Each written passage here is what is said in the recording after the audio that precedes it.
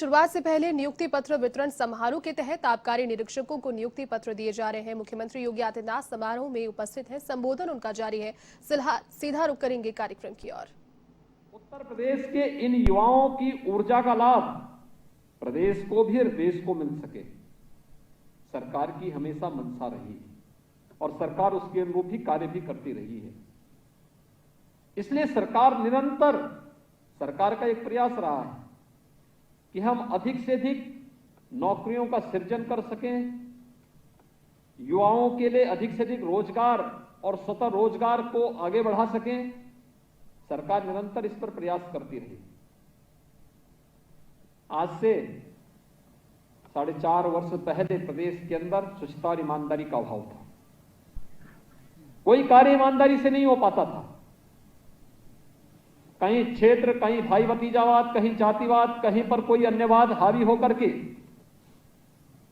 तमाम ऐसे युक्तियां अपनाई जाती थी कि कोई भी ईमानदार व्यक्ति, कोई भी युवा, प्रतिभाशाली युवा हताश और निराश होकर के प्रदेश से पलायन करता था। लेकिन पिछले 4-4.25 वर्ष के दौरान नियुक्ति की प्रक्रिया में जितनी विघ्न बाधाएं थी उनको दूर किया गया। नियुक्ति की प्रक्रिया को तेज किया गया। केवल एक ही विभाग नहीं, केवल उत्तर प्रदेश लोक सेवा आयोग ही नहीं, अधीनस्थ सेवा चयन आयोग हो, उच्चतर शिक्षा चयन आयोग हो, माध्यमिक शिक्षा चयन आयोग हो, बेसिक शिक्षा परिषद की भर्ती हो, पुलिस भर्ती बोर्ड हो या अन्य विभागों के माध्यम से भी जो चयन की प्रक्रिया होनी थी, सभी के सामने स्पष्ट कर दिया गया कि भर्ती में किसी भी युवा के साथ कोई अन्याय नहीं होना चाहिए। और यही कारण रहा है कि सभी विघ्न बाधाओं को दूर करते हुए हम लोग लगभग 4.5 लाख युवाओं को सरकारी नौकरी देने में और इतने ही युवाओं को संविदा के आधार पर शासकीय व्यवस्था के अंदर विभिन्न सेवाओं में लेने में हमें सफलता प्राप्त हुई। हम लोगों ने इस दौरान कानून का राज के रूप में प्रदेश की बेहतर कानून व्यवस्था के लिए जो प्रयास किए, उसके कारण प्रदेश में निवेश आया। प्रदेश के अंदर इंफ्रास्ट्रक्चर डेवलपमेंट के जो कार्य है, इसके कारण भी प्रदेश में ढेर सारे अवसर प्राप्त हुए आगे बढ़ने के।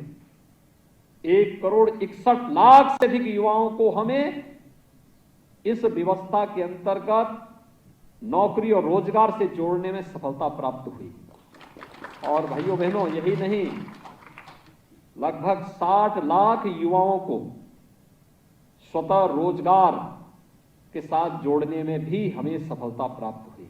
मुझे लगता है देश के अंदर किसी भी राज्य ने इतनी बड़ी सफलता नहीं प्राप्त की। और मैं तो इस बात को भी कहता हूं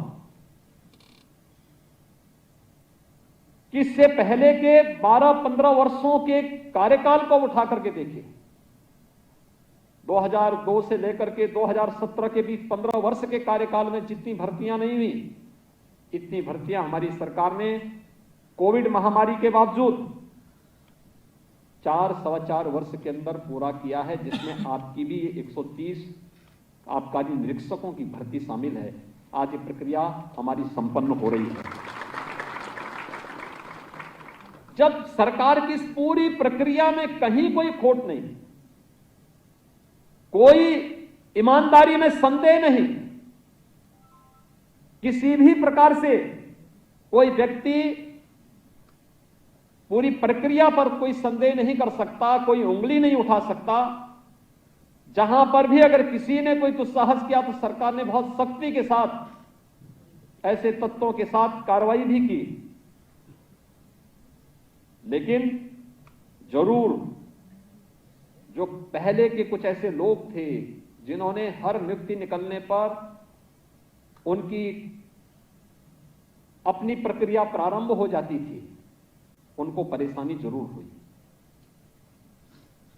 उनके वसूली के अड्डे बंद हो गए, उनके अड्डे वसूली के बंद हो गए, ठेके बंद हो गए, उनकी अनैतिक कमाई के जरिए बंद हो गए। इनमें से बहुत सारे लोगों को तो सरकार निकाल करके ला करके या तो जेलों के अंदर डाली, उनकी संपत्तियों को जब्त की। ऐसे अनैतिक कृत्यों में लिप्त लोगों के लगभग 1500 करोड़ रुपए की अधिक से अधिक की संपत्ति अब तक हम लोग जब्त भी करवा चुके हैं।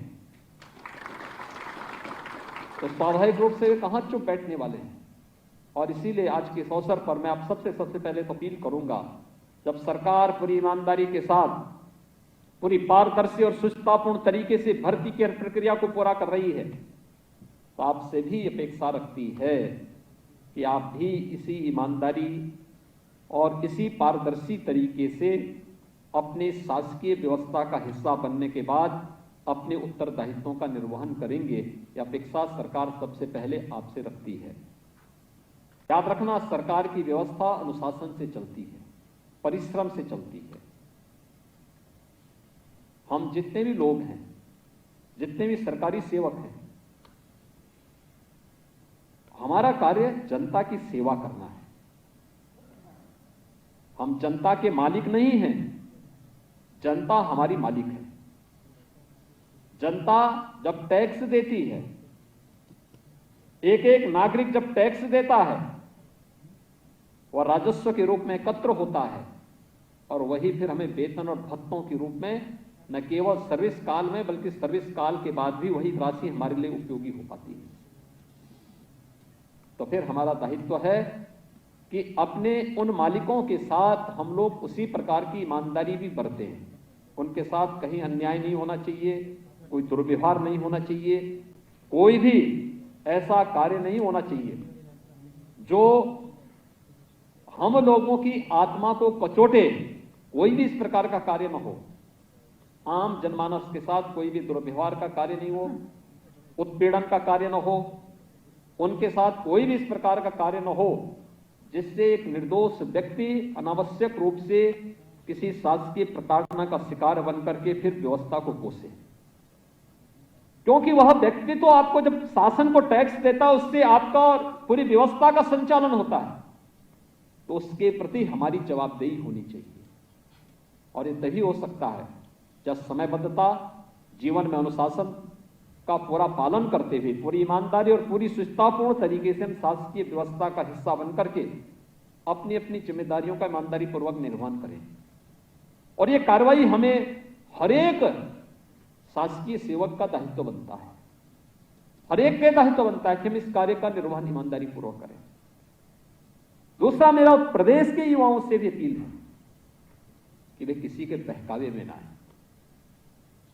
क्योंकि ये बहकाने वाले लोग वही हैं जिन्होंने प्रदेश के युवाओं को, जिनको आज सरकारी नौकरी के पत्र हाथों हाथ मिल रहे हैं, नहीं तो ये पत्र मिलने में इनको कितने परेशानी होती थी। एक एक कार्यालय में 10-10 बार, 20-20 बार जाते थे नियुक्ति पत्र के नाम पर, पहले तो परीक्षाओं के नाम पर, फिर परिणाम के नाम पर, फिर नियुक्ति के नाम पर, फिर अन्य तमाम प्रकार से प्रताड़ित करने की जो एक व्यवस्था चली आ रही थी, आज वह नहीं हो सकता। कोई गलत नहीं कर सकता है, और जिसको अपनी प्रॉपर्टी जब्त करवानी हो वह गलत करेगा, जिसको अपने आने वाली व्यवस्था के लिए पूरे सारे रास्ते बंद करने हो वह अन्याय करेगा, अन्यथा किसी को अन्याय करने की छूट नहीं दी जा सकती। और इसीलिए मेरी प्रदेश की युवाओं से भी यही अपील है कि जैसे आज यहां पर अभी 3 दिन पहले भी मैंने 536 ग्रामीण विकास से जुड़े हुए अधिकारियों को नियुक्ति पत्र का एक कार्य संपन्न किया है। उसमें व्यायाम शिक्षक भी थे, ग्रामीण क्षेत्र में विभिन्न प्रकार की एक्टिविटीज को आगे बढ़ाने वाले अधिकारियों की भी एक टीम थी, उनको नियुक्ति पत्र जारी किया था। अभी परसों हम लोग फिर 6000 बेसिक शिक्षा परिषद के शिक्षकों को नियुक्ति पत्र देने जा रहे हैं। यानी ये सभी प्रक्रिया एक साथ जुड़ रही है, एक एक करके, और ये निरंतर चलेगी। आप देखना, दिसंबर तक हम लोग 50,000 से अधिक नियुक्ति फिर से करने जा रहे हैं। 50,000 नए नौजवानों को फिर से नौकरी मिलेगी। पहले इन नौकरियों पर या तो सरकार के सानिध्य में पलने वाले आपराधिक प्रवृत्ति के, माफिया प्रवृत्ति के तत्वों की कब्जे होते थे, उनकी कुदृष्टि होती थी, उनकी गिद्ध दृष्टि होती थी। सत्ता के सानिध्य में पलने वाले गिद्धों से ये नौकरियां सुरक्षित नहीं थी। कोई होनहार युवा प्रदेश के अंदर नौकरी नहीं पाता था। कौन सा ऐसा विभाग था? लोक सेवा आयोग रहा हो, अधीनस्थ सेवा चयन आयोग रहा हो, उच्चतर और माध्यमिक चयन आयोग रहा हो, पुलिस भर्ती पर कोर्ट को रोक लगानी पड़ी थी। हर एक भर्ती को कोर्ट को रोकना पड़ा था। लेकिन आज ऐसा नहीं है। आज तो सभी भर्ती की प्रक्रिया पूरी ईमानदारी और सुस्तापूर्ण तरीके से संपन्न हो रही है, पूरी ईमानदारी के साथ संपन्न हो रही है, आरक्षण के नियमों का पालन करते हुए हो रही है। कोई शासन की व्यवस्था पर उंगली नहीं उठा सकता। विरोध के लिए विरोध नहीं होता। विरोध युक्त हो, युक्त संगत हो, तर्कपूर्ण हो तो उसका कोई जवाब भी दे। लेकिन केवल विरोध के लिए विरोध करेंगे कि मुझे अभिव्यक्ति की स्वतंत्रता है, तो अभिव्यक्ति की स्वतंत्रता नहीं, ये अभिव्यक्ति की उच्छृंखलता है। और इस प्रकार की उच्छृंखलता को समाज स्वीकार नहीं कर सकता। और इसलिए भाइयों बहनों, मैं आप सबसे कहना चाहूंगा कि जैसे आज आपको इतनी ईमानदारी पूर्वक नियुक्ति की इस प्रक्रिया के साथ जोड़ करके सरकार ने शासन का हिस्सा बनाया है, प्रदेश के अन्य युवाओं के लिए भी यह एक रोल मॉडल बनना चाहिए। वे भी इसको अंगीकार करें, इसी प्रक्रिया के साथ जुड़ें, ईमानदारी पूर्वक परिश्रम करेंगे तो जरूर उनका भी स्थान प्राप्त होगा, उन्हें भी स्थान प्राप्त होगा। क्योंकि अभी तो हमें बहुत सारी नियुक्तियां करनी, बहुत सारी नौकरियों को लेके आना है और नौकरियों की प्रक्रिया तो अभी आगे बढ़ रही है, निरंतर बढ़ रही है, कभी कमी नहीं होनी है। हर एक बोर्ड की जवाबदेही तय की गई। अब तो तकनीक इतनी तीव्र हो चुकी है कि टेक्नोलॉजी का उपयोग करके कहीं भी भ्रष्टाचार करने की गुंजाइश नहीं रहेगी। इसलिए जो मेहनत करेगा, परिश्रम करेगा, वही स्थान भी प्राप्त करेगा। और उसी परिश्रम के लिए मैं प्रदेश के युवाओं से कहूंगा कि वे किसी के बहकावे में न आए। ये जो गैंग, वसूली गैंग था प्रदेश का, भोले भाले युवाओं को बहकाता था, नौकरियों को बेचता था, वह गैंग फिर से सक्रिय हो रहा है।